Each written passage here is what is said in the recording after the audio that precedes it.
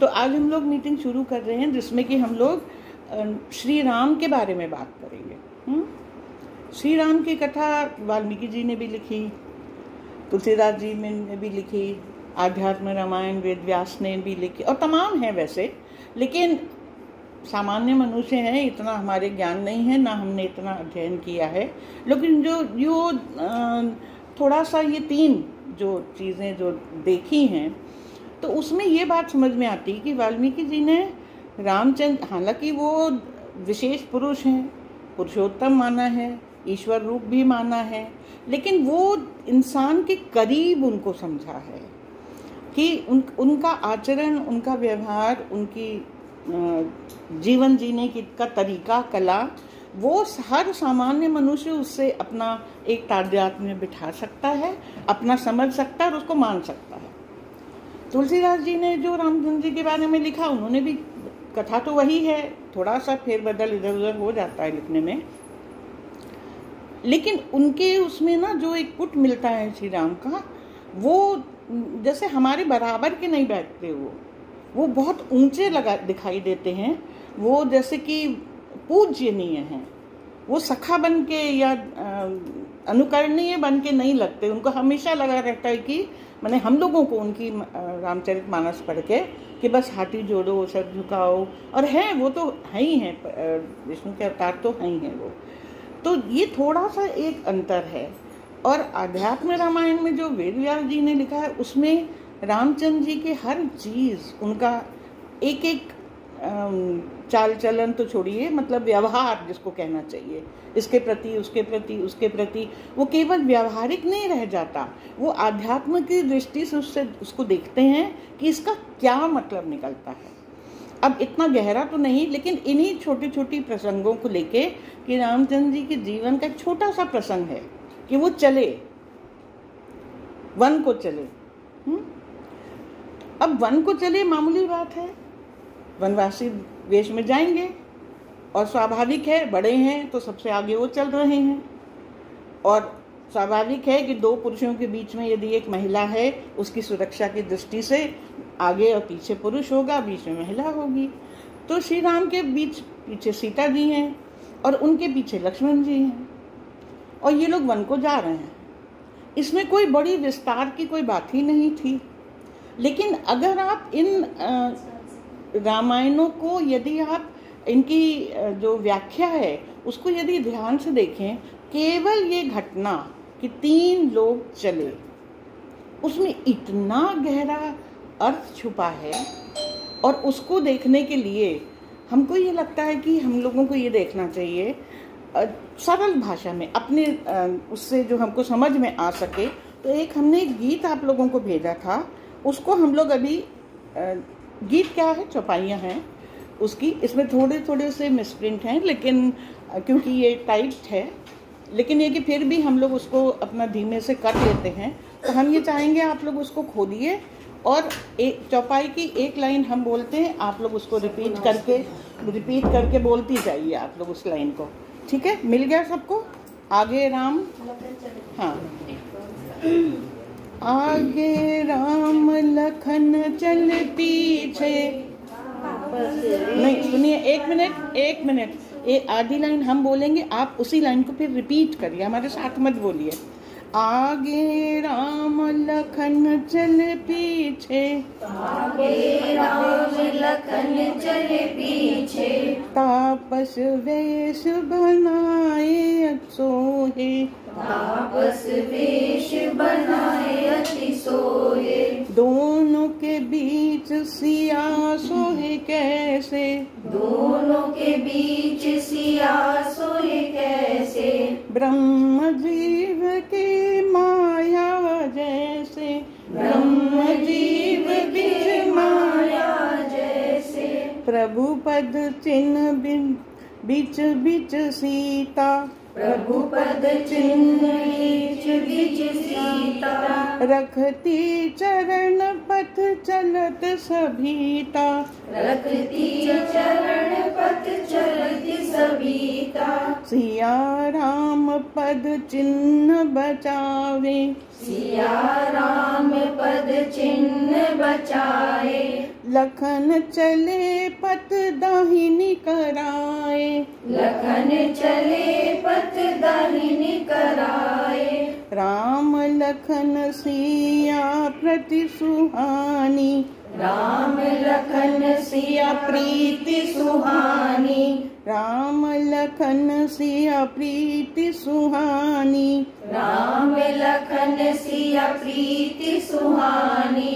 वाणी रहित कैसे कही जाई। वाणी रहित कैसे कही जाई। पंछी मृग मगन देख छवि होई। पंछी मृग मगन देख छवि होई। लिए चुराए चित राम बटोही। लिए चुराए चित राम बटोही। जो जो देखे पथिक प्रिय। जो जो देखे पथिक प्रिय।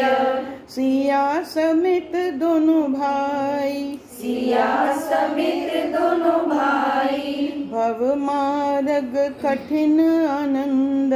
भव मार्ग कठिन आनंद। सहित पार बिन काम श्रम पाई। सहित पार बिना श्रम पाई। ये इसमें लिखा है कि ये रामचरितमानस के अयोध्या कांड का दोहा है। अच्छा, ये भी बता दें, तुलसीदास जी ने इसको जब वो चित्रकूट की तरफ जा रहे हैं तब ये इस्तेमाल किया है, और वाल्मीकि रामायण में यही चीज़, यही प्रसंग, क्योंकि इसमें वो गहरी बात बताना चाहते थे। ये गहरा प्रसंग उन्होंने जब वो अरण्य कांड में, जब वो किष्किंधा कांड में जब वो जा रहे हैं वन को, तब प्रयोग किया है। मकसद एक है कि 3 जने चल रहे हैं जंगल में और क्या हो रहा है। अब इसी दोहे के अंदर आपको ये 3 प्रश्न जो हैं उनके थोड़े थोड़े उत्तर मिलते हैं।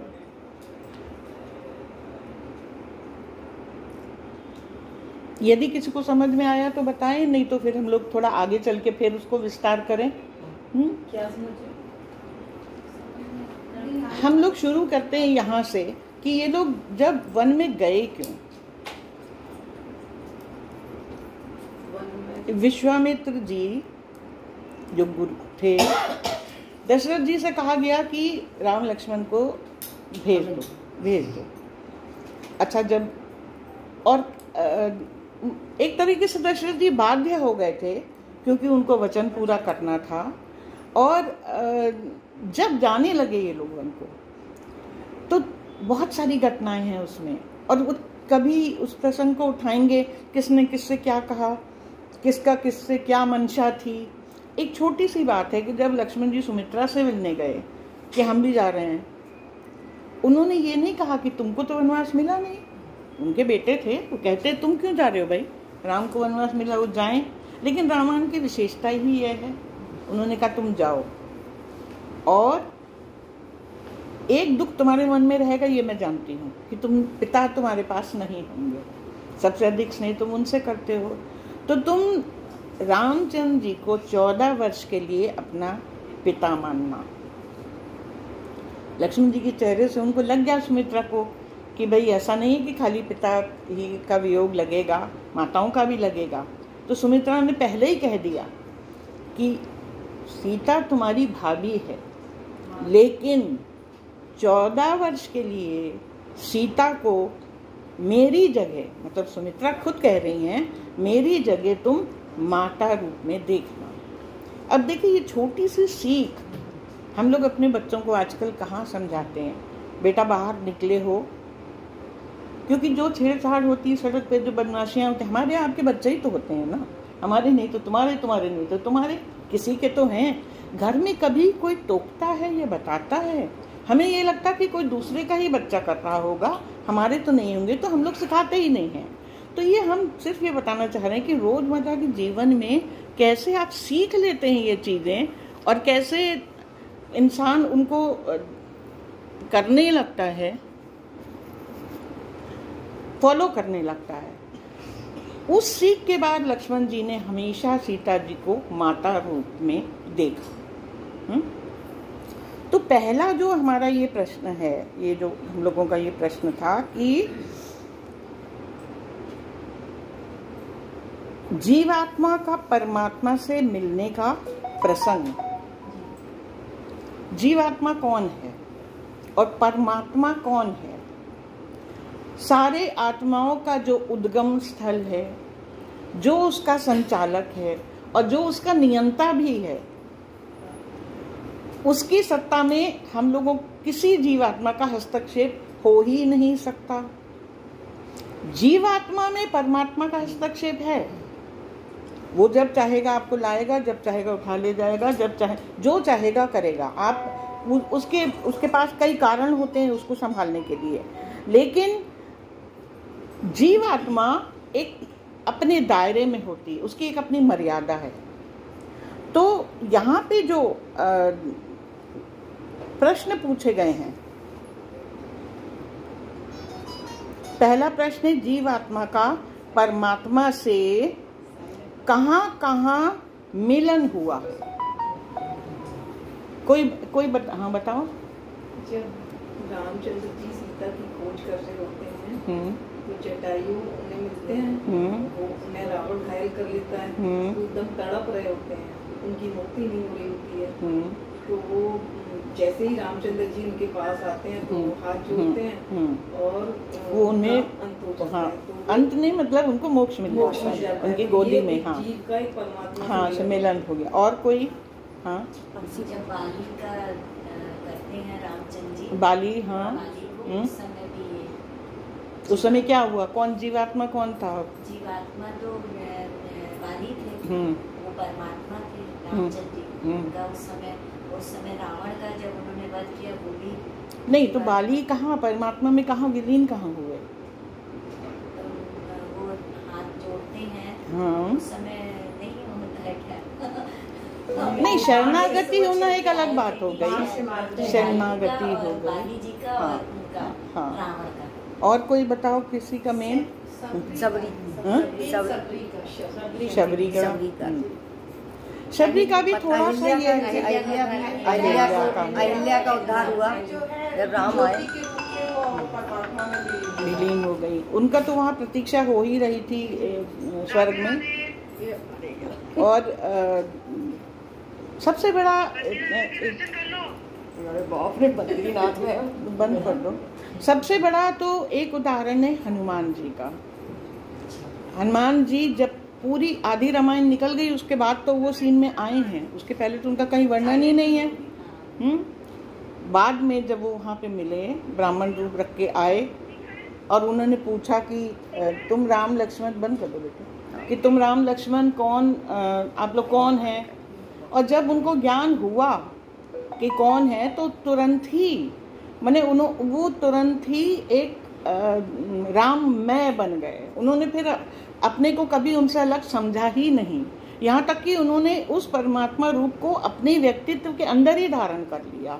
वो उसके अंदर ही समा से गए जैसे कि। तो तब से हनुमान जी ने अपने आप को खुद नहीं समझा, मैं हूँ ये भाव ही नहीं था। हर जगह वो कहते मैं राम भक्त हूँ, मैं रामदूत हूँ, मैं राम सेवक हूँ, मैं नहीं हूँ। अच्छा, अब ये जो हम लोगों ने अभी एक ये जो वो करी थी, एक प्रसंग लिया था, इसको हम लोग देखते हैं। आगे आगे राम, लखन चले पीछे। लखन यूं भी सेवक थे, राम के भाई थे, प्रेमी थे, सेवक थे, उनके रक्षक भी थे एक तरीके से। हर समय उनके साथ साथ रहते थे, उनको हर तरीके से प्रोटेक्ट करना चाहते थे। तापस वेश बने अति कुंछे। तापस वेश तो है लेकिन बड़े खूबसूरत हैं। देखिए, खूबसूरत कोई आदमी कब लगता है, आप बहुत महंगा कोई कपड़ा खरीद लीजिए और दिमाग में आपकी ये बात है मैं वहाँ जाऊँ, मैं सबको दिखाऊं, देखा तुम लोग के पास किसी के पास इतना अच्छा नहीं है जितना मेरे पास है। ये विचार मेरे दिमाग में आया नहीं कि हम कितना ही अच्छा पहन के कहीं भी बैठ जाएं, वो आपके व्यक्तित्व में, आपके चेहरे पे, ना भी चेहरे पे दिखे, आप मुस्कुराते रहें, आपके ऑरा में कहीं ना कहीं वो झलकता है। और कभी कभी कोई, जैसे आप देखिए साधु संत लोग होते हैं, या ये साध्वियाँ होती हैं, या ये जो ये पीस मिशन वाली जो सिस्टर्स होती हैं, ना कोई श्रृंगार ना कोई गहना, वाइट कपड़े पहनते, कितनी शालीन और कितनी खूबसूरत, और मन करता कि उनसे जुड़ें। तो वेश आपका क्या है उससे फर्क नहीं पड़ता। ये तापस वेश है, मतलब पहने होंगे वलखल या कोई ऐसे ही साड़ी धोती और एक गमछा और कोई ऐसा न मुकुट न कुछ, पदत्राण तक तो था नहीं, पैर नंगे पैर चलते थे वो लोग, लेकिन इतने खूबसूरत लगते हैं सोहे। दोनों के बीच सीता है। ये केवल एक डिस्क्रिप्शन है। अब इस डिस्क्रिप्शन में पूरे आध्यात्म का कहिए कि दर्शन है, फिलॉसफी है। क्या कहा? ब्रह्म जीव बिच माया जैसे।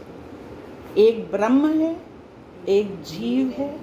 रामचंद्र जी ब्रह्म स्वरूप हैं, लक्ष्मण जी जीव, क्योंकि लक्ष्मण के लिए वो भक्त हैं, ज्ञानी है, सब कुछ है उनके पास, वीर हैं, जो राम के पास है सब कुछ लक्ष्मण के पास है। लेकिन लक्ष्मण जी के अंदर केवल एक कर्मठ भाई की तरह, व्यक्ति की तरह, सेवक की तरह सेवा भाव है, प्रेम भाव है। और रामचंद्र जी के अंदर जो है ये गुण, वही प्रश्न आता है बार बार जो पूनम ने पूछा था, वो क्योंकि भगवान के अवतार हैं, उनके पास ये गुण होना आवश्यक इसलिए नहीं है कि वो खुद गुण स्वरूप हैं। देखिए भगवान जो जिसको हम बोलते हैं ना, वो भगवान शब्द भग धातु से बना है। जिसके पास भग है, जैसे जिसके पास बल है वो बलवान, जिसके पास धन है वो धनवान, जिसके पास भग है वो भगवान। तो अब भग क्या होता है? 6 ऐश्वर्य होते हैं समग्रता में, टोटलिटी में, संपूर्ण ज्ञान, संपूर्ण बल, संपूर्ण सौंदर्य, संपूर्ण ऐश्वर्य, संपूर्ण धन, संपूर्ण शांति, संपूर्ण संतोष।